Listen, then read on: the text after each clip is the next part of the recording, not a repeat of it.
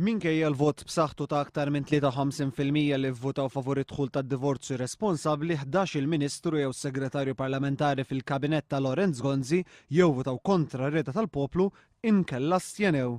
3 biss mill-14 il-membru fil-kabinett ta' Lorenz Gonzi vvotaw favur id-dħul tad-divorzju.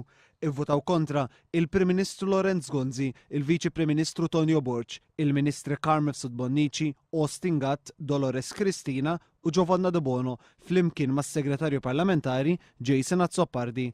Il-Ministri Tonio Fenech u George Pulicino flimkien mas-Segretarji Parlamentari Mario Gallia u Clyde Puli astjenew. Il-Ministru Joe Cassar flimkien mas-Segretarji Parlamentari Mario De Marco u Chris Seidbiss ivvotaw favur. Kwotat mill-ġurnal The Times il-Ministru Joe Cassar li kien l-unika Ministru mill-Kabinett tal-Ministri li vvota skont dak li rrid il-poplu fir-referendum ta' Mejju li għadda qal li ma rridx jastjeni. F'dan il-moment partikolari rrid nieħu pożizzjoni u ma rridx nastjeni. Li nivvota kontra kont inkun tingerfex aktar is-sitwazzjoni fil-pajjiż, sostna l-Ministru tas-Saħħa. Tal-istess opinjoni kien id-Deputat Nazzjonalista Michael Gonzi li meta kienet jitkellem fil-Parlament u qal li ma setax jivvota kontra r-rieda tal-poplu għaliex inkella kien ikun dittatur bħal dawk li qed jipprotestaw kontra tagħhom fil-pajjiżi ġirien tagħna.